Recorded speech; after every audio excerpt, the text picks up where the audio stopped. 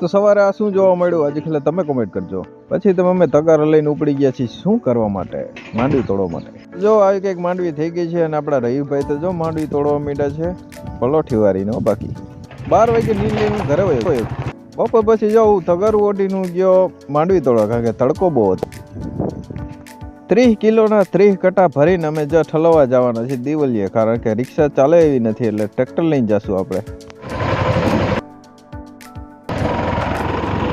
ભાઈ ની અહીંયા માંડવી તોડે આપણે.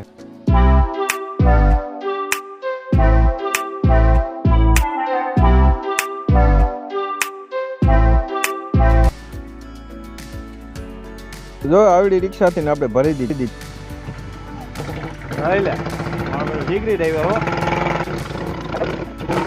કે છતરી લઈને હું તો માંડવી તોડવા ગયો તો મને એમાં કીધું કે આ છેલ્લો સીન છે સૂરજ આથમ થયો, પણ સાંજે હું વાડીએ ગયો તો ના